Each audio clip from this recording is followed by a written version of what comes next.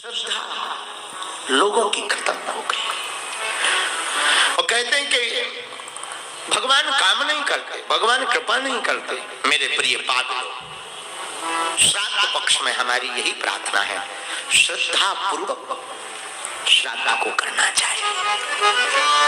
और कुछ लोग मिलते हैं, महाराज हमारी इतनी क्षमता नहीं है, गया जी जा पाए, ट्रेन के लिए, गाड़ी के लिए, वाहन के लिए पैसा नहीं है, गरीब आदमी है, बहुत परेशान है। तब हम कल आज बैठे थे तो एक बालक, बहुत प्यारा बालक, पुस्तक लेकर के आया। एक पुस्तक दी उसने, अनंत कर्म श्राद्ध प्रकाश, गीता प्रेस। उसको हम ऐसे ही पलटा रहे थे धोखे से, हम पढ़े लिखे तो कम है ही है, अपनी पढ़ाई लिखाई तो बहुत ऊंचे लेवल की है, तो हम उसको पलटा रहे थे।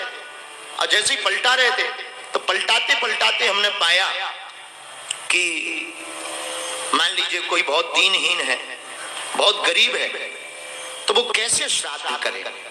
तब इसमें उन्होंने वर्णन किया बहुत अच्छा। बोले देखो भाई, किसी के पास धन नहीं है और वो श्राद्ध नहीं कर सकता, गया जी नहीं जा सकता, तो कोई दिक्कत नहीं। गीता प्रेस की ये पुस्तक कहती है उस व्यक्ति को अपने घर पर बैठकर इन 16 दिनों में कुछ ना मिले, घास मिल जाए, घास को गाय को भोजन करा करके श्राद्ध करना चाहिए। इससे सस्ता और क्षमता हो ब्राह्मण को बुलाकर भोजन कराना चाहिए, और क्षमता हो अपने पितरों के निमित्त पकवान, खीर, मेवा, मिष्ठान बना करके श्राद्ध करना चाहिए। श्राद्ध का मतलब श्रद्धा से अर्पण करना चाहिए। आओ आओ, ब्राह्मण को बुलाएं तो भोजन कराएं तो घर के बाहर तक छोड़ना चाहिए।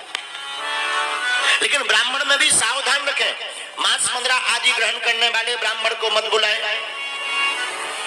ब्राह्मण किस ब्राह्मण को भोजन कराएं? जो कर्मकांडी हो, जो आचार्य परंपरा के अंतर्गत हो, जिसने मस्तक पर शिखा रख रखी हो, माथे पर टीका लगाता हो, यज्ञोपवीत धारण करता हो, ऐसे ब्राह्मण के द्वार को भोजन कराने से पितृपक्ष में हमारे ऊपर बैठे हुए पितरों को संतुष्टि, शांति प्राप्त होती है।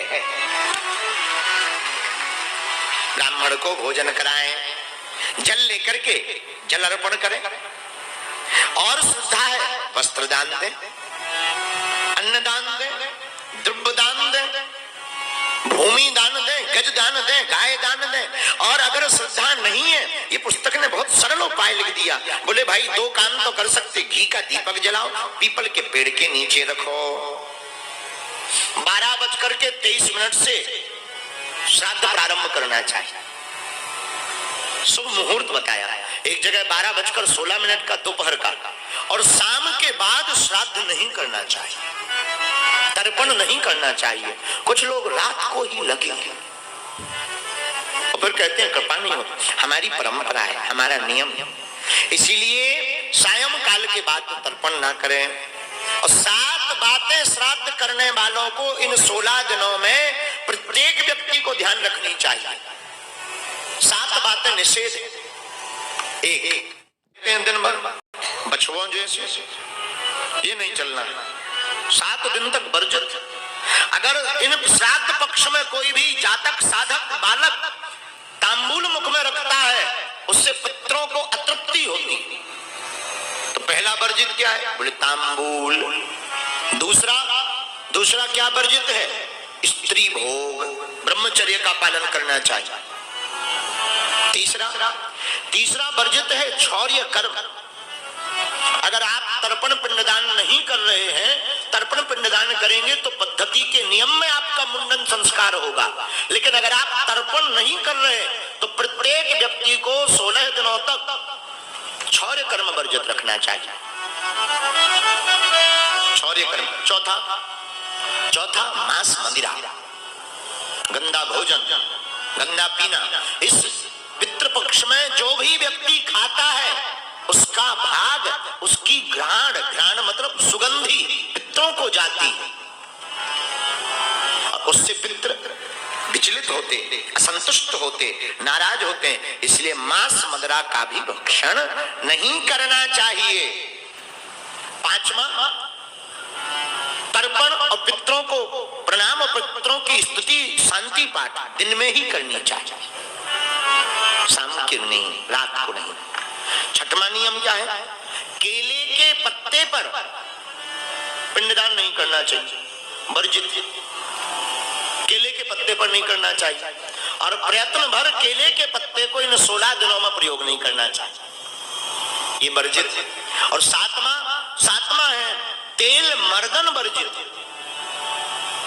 अगर कोई भी व्यक्ति अपने पूर्वजों के निमित्त अनुष्ठान कर रहा है, श्राद्ध कर रहा है, तर्पण कर रहा है, तो शरीर में तेल मर्दन नहीं करना चाहिए। अब तुम लगाए, कई लोग तो श्राद्ध कर रहे हो, लगा रहे एकदम आंवला का ठोक रहे, इससे पितरों को बड़ी परेशानी होती है। इन 7 नियमों का पालन करके जो अपने पितरों के निमित्त शांति पाठ करता है, अपने पितरों का ध्यान करता है, श्रीमद् भागवत का मूल पाठ करवाता है, गरुड़ पुराण का पाठ करवाता है, ब्राह्मण भोज करवाता है, गाय को भोजन देता है, ब्राह्मणों को दान देता है, गया श्राद्ध करवाता है, उसके समस्त पितर प्रसन्न होकर के स्वर्ग लोक को जाते हैं और सदा सदा के लिए पूरे परिवार को आशीर्वाद दे करके जाते हैं। लेकिन ये तो हो गई पितृ तर्पण की बात। हम आपसे प्रार्थना करें, ये तो हो गई मरे हुए पितरों की बात। कुछ जीते भी घर पर बैठे हैं, उनको प्रणाम करो। पर जियत पिता को दीन न नीर, मृतक पिता को हलवा खीर। जब तक बाप जिंदा है पानी को नहीं पूछते, मर जाए बाप ना देखो हलवा खीर मकानों पे रखते हैं। बाप कौवा बनकर आएगा, फिर खाएगा ठटरी के बरे। अरे जब तक जिंदा थे तब तक नहीं पूछा, अब मर गए तो वो कौवा बनकर आएगा। जियत पिता से पूछी ना बात, मृतक पिता को हलवा भात। इसीलिए हमारी प्रार्थना है, आज की चौपाई ही हमने उठाई। प्रातः काल उठ के रघुना और मात पिता गुरु नावई मात, मात पिता गुरु नावई मात। हम लोग बड़े विचित्र लोग हैं। हम लोग माता पिता की सेवा जीते जी नहीं करते, मर जाए तब करते। मर जाते हैं पिताजी, आज हमारे पिताजी आ रहे। अरे यार जब गए नहीं थे तब नहीं तुम्हें ध्यान आए, जब गए नहीं थे तब ध्यान नहीं आए, अब चले गए तो तिथियों पर याद करते हैं। आज हमारे पिताजी आज के दिन गए थे। अरे मेरे पागलों, हमारी प्रार्थना है, हे मेरे भारत के युवाओं, मेरी बहनों, मेरे भाइयों, तुम्हें अगर भगवान के दर्शन करना है तो मंदिरों में परमात्मा मिलना बड़ा कठिन है, लेकिन घर पर माता पिता के रूप में वो परमात्मा बहुत सरल है।